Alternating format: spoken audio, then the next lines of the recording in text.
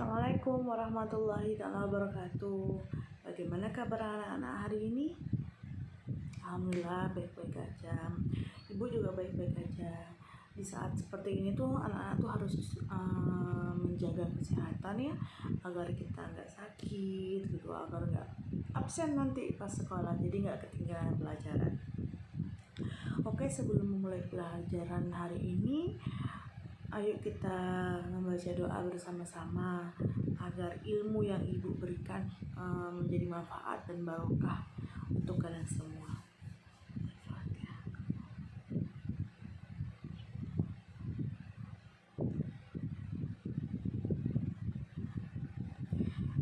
Sebelum memulai pembelajaran hari ini, kita absen dulu ya, biar Ibu tahu siapa aja yang nggak masuk. Oh iya, juga nggak ada tugas kan kemarin ya, jadi sekarang langsung absen aja ya. Oke. Muhammad Fadil Mubarak Saputra, ada. Muhammad Ru'yat Naizar, ada.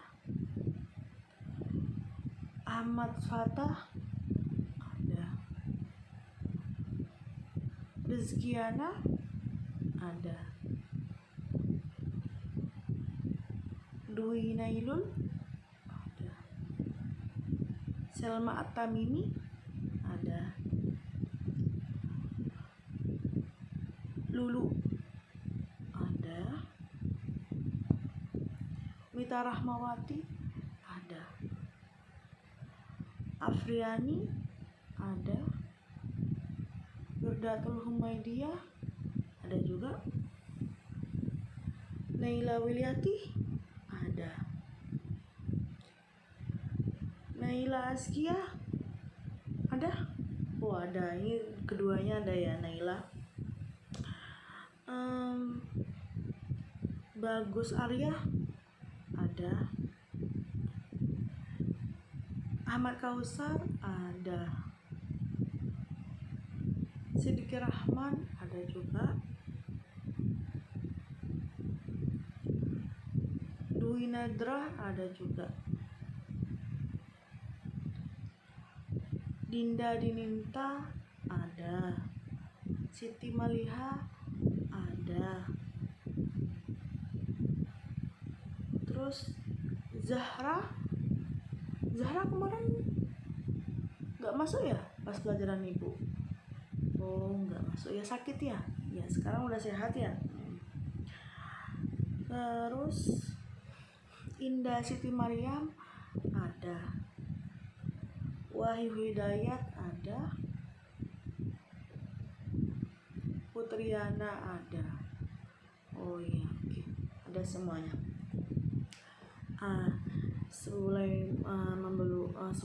Sebelum memulai pembelajaran hari ini, Ibu akan menjelaskan sedikit tentang reformasi. Sekarang kan pelajarannya tentang reformasi. Era reformasi atau era pasca Soeharto di Indonesia itu dimulai pada tahun 1998. Tepatnya saat Presiden Soeharto mengundurkan diri pada 21 Mei 1998 dan digantikan oleh wakilnya ialah Pak B.J. Habibie.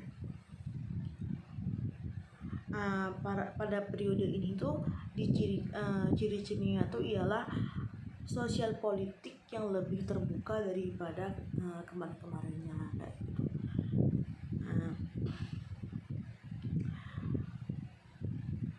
Jadi selanjutnya ini Ibu akan memperlihatkan sebuah video yang akan menjelaskan tentang masa-masa reformasi.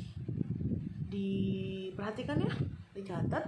Nanti terakhir Ibu kasih pertanyaan, dan siap yang kalau ada yang mau bertanya juga nanti Ibu jawab ya. Nanti di akhir pokoknya Ibu kasih pertanyaan atau kuis buat nilai tambahan kalian ya. Mau UAS kan juga besok. Oke. Ini dilihat videonya, jangan ngomong, jangan berbicara sama teman. Dilihat videonya.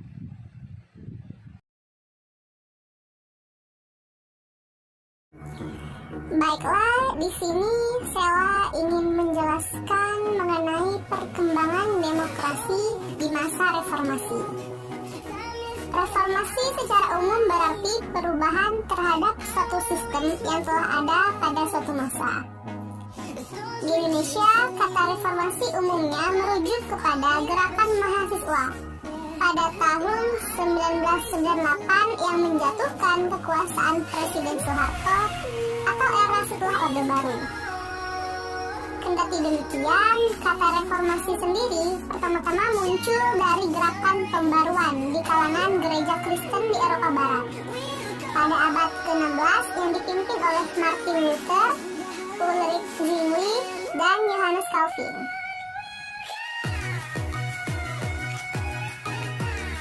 Berakhirnya masa Orde Baru ditandai dengan penyerahan kekuasaan dari Presiden Soeharto ke Wakil Presiden Baharudin Yusuf Habibie pada tanggal 21 Mei 1998. Demokrasi yang dikembangkan pada masa reformasi pada dasarnya adalah demokrasi dengan mendasarkan pada Pancasila dan Undang-Undang Dasar 1945 dengan penyempurnaan pelaksanaannya dan perbaikan peraturan-peraturan yang tidak demokratis dengan meningkatkan peran lembaga-lembaga tinggi dan tertinggi negara dengan menegaskan fungsi, wewenang, dan tanggung jawab yang mengacu pada prinsip pemisahan kekuasaan dan tata hubungan yang jelas antara lembaga-lembaga eksekutif, legislatif, dan yudikatif.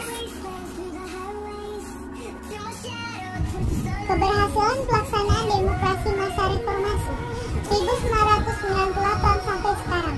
Pada masa reformasi berhasil menyelenggarakan pemilu umum sebanyak 2 kali, yaitu pada tahun 1999 dan tahun 2004, di mana pada tahun 1999 sebagai presiden terpilih adalah Megawati Soekarno Putri dan pada tahun 2004 adalah Susilo Bambang Yudhoyono. Demokrasi Indonesia saat setelah dimulai dengan terbentuknya DPR-MPR hasil pemilu 1999 yang telah memilih presiden dan wakil presiden serta terbentuknya lembaga-lembaga tinggi yang lain. Masa reformasi berusaha membangun kembali kehidupan yang demokratis, antara lain dikeluarkannya 1. Ketetapan MPR RI nomor 10 MPR 1998 tentang pokok reformasi. Yang kedua, ketetapan nomor 7 MPR 1998 tentang pencabutan TAP MPR tentang referendum. Yang ketiga, TAP MPR Republik Indonesia nomor 11 MPR 1998 tentang penyelenggaraan negara yang bebas dari KKN. Yang keempat, TAP MPR RI nomor 13 MPR 1998 tentang pembatasan masa jabatan presiden dan wakil presiden. Dan yang terakhir adalah amandemen Undang-Undang 1945 sampai sesudah amandemen 1, 2, 3, dan 4. Baiklah, di sini saya akan menjelaskan tentang sistematika pelaksanaan demokrasi masa reformasi tahun 1998 sampai sekarang. Pada masa Orde Reformasi, demokrasi yang dikembangkan pada dasarnya adalah demokrasi dengan berdasarkan kepada Pancasila dan Undang-Undang Dasar 1945. Pelaksanaan demokrasi Pancasila pada masa Orde Reformasi dilandasi semangat reformasi, di mana paham demokrasi berdasar atas kerakyatan yang dipimpin oleh hikmat kebijaksanaan dalam permusyawaratan perwakilan. Dilaksanakan dengan rahmat Tuhan Yang Maha Esa serta menjunjung tinggi nilai kemanusiaan yang adil dan beradab. Pelaksanaan demokrasi Pancasila pada manusia dan mencintai dan suatu keadilan sosial kepada parpol dan komponen bangsa lainnya, termasuk lembaga permusyawaratan rakyat dan perwakilan rakyat mengawasi dan mengontrol pemerintah secara kritis, sehingga dua kepala negara tidak dapat melaksanakan tugasnya sampai akhir masa jabatannya selama 5 tahun karena dianggapnya menyimpang dari garis reformasi. Berikut ini adalah ciri-ciri umum demokrasi Pancasila pada masa Orde Reformasi. Yang pertama adalah mengutamakan musyawarah mufakat. Yang kedua, mengutamakan kepentingan masyarakat, bangsa, dan negara. Yang ketiga, tidak memaksakan kehendak pada orang lain. Baiklah, di sini saya Paradila Anggini akan melanjutkan materi dari Saudari Bella. Yang keempat, selalu diliputi oleh semangat kekeluargaan. Yang kelima, adanya rasa tanggung jawab dalam melaksanakan keputusan hasil musyawarah. Yang keenam, dilakukan dengan akal sehat dan sesuai dengan hati yang luhur. Yang ketujuh, keputusan dapat dipertanggungjawabkan secara moral kepada Tuhan Yang Maha Esa berdasarkan nilai-nilai kebenaran dan keadilan. Yang kedelapan, penegakan kedaulatan rakyat dengan memperdayakan pengawasan sebagai lembaga negara, lembaga politik, dan lembaga swadaya masyarakat. Yang kesembilan, pembagian secara tegas wewenang kekuasaan lembaga legislatif, eksekutif, dan yudikatif. Yang kesepuluh, penghormatan kepada beragam asas, ciri, aspirasi, dan program parpol yang memiliki partai. Yang kesebelas, adanya kebebasan mendirikan partai sebagai aplikasi dari pelaksanaan hak asasi manusia. Setelah diadakannya amandemen, Undang-Undang Dasar 1945 mengalami perubahan. Hasil perubahan terhadap Undang-Undang Dasar 1945 setelah diamandemen. Yang pertama, pembukaan. Yang kedua, pasal-pasal 21, bab 73 pasal 170 ayat, 3 pasal peraturan peralihan, dan 2 pasal aturan tambahan. Sekian, terima kasih. Sistem pemerintahan masa reformasi tahun 1998 sampai dengan sekarang. Sistem pemerintahan masa Orde Reformasi dapat dilihat dari aktivitas kenegaraan sebagai berikut. 1. Kebijakan pemerintah yang memberi ruang gerak yang lebih luas terhadap hak-hak untuk mengeluarkan pendapat dan pikiran, baik lisan ataupun tulisan. Sesuai pasal 28 Undang-Undang Dasar 1945 dapat terwujud dengan dikeluarkannya Undang-Undang Nomor 2 Tahun 1999 tentang partai politik yang memungkinkan multi partai. 2. Upaya untuk mewujudkan pemerintahan yang bersih dan berwibawa serta bertanggung jawab dibuktikan dengan dikeluarkan ketetapan MPR Nomor 9/MPR/1998 yang ditindaklanjuti dengan Undang-Undang Nomor 30/2002 tentang Komisi Pemberantasan Tindak Pidana Korupsi.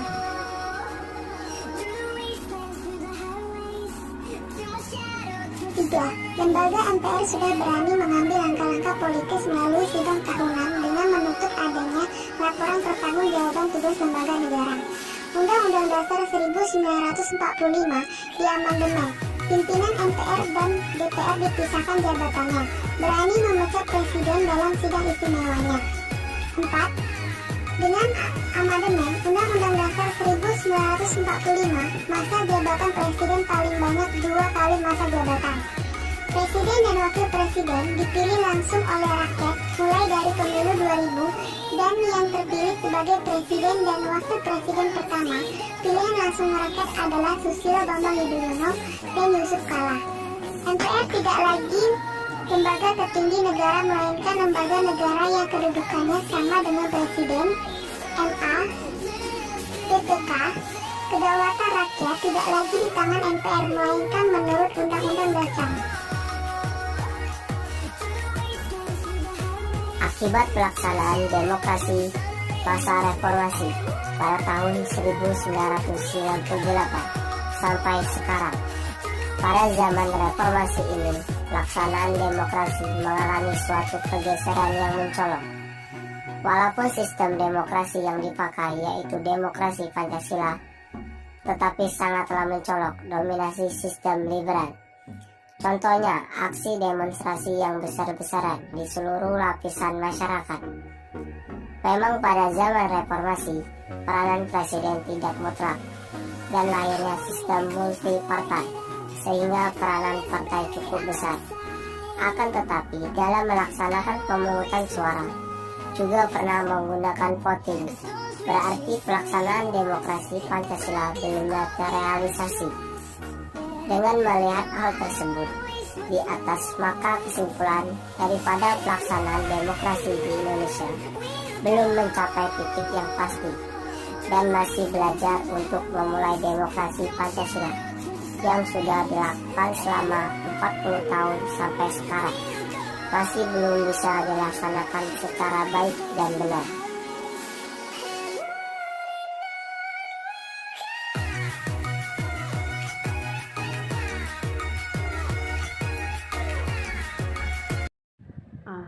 Sudah dilihat kan video yang tadi? Nah, di sini Bu mau jelasin lagi. Jadi puncak reformasi itu ialah pada tahun 1998 pada tanggal 12 Mei di Universitas Trisakti, Jakarta. Pada puncak reformasi ini terjadi bentrok antara aparat keamanan dan para demonstran yang menyebabkan empat orang mahasiswa tertembak. Keempat mahasiswa tersebut ialah Elang Mulia, Lesmana, Heri Hartanto, dan Hendrawansi dan Hadifin Royan. Dan yang paling berperan besar dalam peristiwa reformasi ini ialah Amin Rais yang membongkar kebobrokan sistem pengelolaan PT Freeport Papua yang dianggap sangat merugikan negara. Dan keadaan ini tuh memicu kembali gelombang reformasi, gelombang demonstrasi yang lebih besar pada tanggal 13 sampai 14 Mei. Puncaknya sebelumnya kan terjadi pada tanggal 12 Mei. Terjadi gelombang demonstrasi yang lebih besar pada tanggal 13 sampai 14 Mei 1998. Oleh karena itu, Presiden Soeharto jatuh dari jabatannya atau lengser pada tanggal 21 Mei 1998 dan digantikan oleh wakilnya yaitu Pak B.J. Habibie. Nah, sudah jelas kan yang tadi dilihat dari video itu pengertian dari reformasi, apa aja yang terjadi pada masa-masa reformasi, dan siapa juga presiden yang pada masa reformasi. Sekarang waktunya kuis. Ibu bakal tanya ke salah satu anak, ini acak, yang bisa jawab nanti ibu kasih tambahan nilai. Oke? Yang pertama, pertanyaannya itu ialah maksud dan tujuan dari reformasi itu apa? Yang bisa acukan tangan. Siapa yang bisa? Ayo. Oh, itu Mas Fadil, silakan.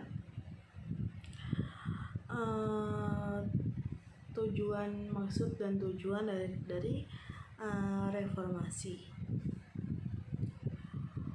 Ya, benar. Ialah memperbarui tatanan berbangsa dan bernegara sesuai dengan Pancasila UUD 1945. Kenapa? Karena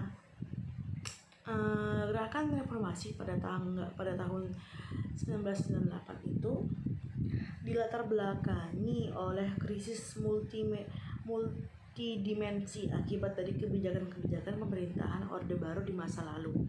Gerakan reformasi 1998 ini selanjutnya mencetuskan sejumlah agenda dan mempunyai tujuan utama. Tujuan utama gerakan reformasi adalah memperbarui tatanan kehidupan bermasyarakat, berbangsa, dan bernegara agar sesuai dengan nilai-nilai Pancasila dan UUD 1945. baik dalam bidang ekonomi, politik, hukum, serta bidang lainnya. Oke, pertanyaan kedua ini, dengarkan baik-baik ya. Untuk yang pertanyaan ini tuh 10 poin karena agak rumit. Reformasi di Indonesia pada Mei 1998 yang telah dipelopor jadi gerakan siswa mampu memaksa Pak Soeharto untuk mengundurkan diri dari jabatan Presiden Republik Indonesia yang telah berkuasa selama 32 tahun. Oke. Reformasi tersebut dinamai, ya benar Mas Fatah, dinamai dengan perubahan secara cepat dalam waktu yang singkat. Kenapa disebut perubahan secara cepat dalam waktu yang singkat? Era reformasi di Indonesia terjadi pada tahun 1998. Dan reformasi tersebut menggulingkan pemerintah Soeharto yang bertahan hingga 12 tahun. Reformasi dapat dimaknai perubahan secara cepat dalam waktu yang singkat untuk perbaikan bidang sosial, politik, ekonomi dalam sebuah negara. Tuntutan utama atas reformasi di Indonesia adalah berantas KKN, turunkan Soeharto dari kursi pemerintahan atau presiden, dan hapuskan dui fungsi ABRI. Ketiga hal tersebut merupakan penyimpangan yang dilakukan oleh Orde Baru atas berbagai aksi dan tuntutan dari rakyat. Akhirnya pada tanggal 21 Mei 1968, Presiden Soeharto meletakkan jabatannya di Istana Negara dan menunjuk wakilnya atau digantikan oleh Pak B.J. Habibie untuk menggantikan posisinya sebagai Presiden RI atau Republik Indonesia. Dengan demikian, reformasi dapat dimaknai sebagai perubahan secara cepat dalam waktu yang singkat. Begitu. Oke, sekarang pertanyaan terakhir. Pengertian dari reformasi itu apa? Acu katakan. Ya, bener, semangat banget ya semuanya, jangan ngantuk. Ayo semuanya ada yang jawab, nanti ibu kasih nilai poin tambahan. Bener. Reformasi atau era reformasi atau era pasca Soeharto dimulai pada tahun 1998. Ya sih itu banget pengertiannya, tapi sama aja, gak apa. Tepuk tangan. Ibu senang kalian ngerti, kalian semangat untuk belajar hari ini. Ingat, dicatat pelajaran hari ini. Terus minggu depan bakal ibu lihat catatannya ya. Udah bel juga kan ya. Semoga tutup dulu bukunya. Tangan ditaruh di atas meja. Oke. Semoga pelajaran hari ini menjadi ilmu yang bermanfaat dan menjadi ilmu yang barokah untuk kalian semua ya. Sekian dari ibu. Jika ada salah ibu minta maaf. Wassalamualaikum warahmatullahi wabarakatuh. Oh iya, lupa ibu. Nanti ibu kasih tugas ya, tugas rumah, pekerjaan rumah PR. Nanti ibu suruh ketua kelas untuk nulis di papan tulis. Nanti ibu kasih, nanti catat. Terus minggu depan dikumpul, oke? Nah, sudah. Maaf jika ada salah kata dari ibu. Assalamualaikum warahmatullahi wabarakatuh. Selamat siang.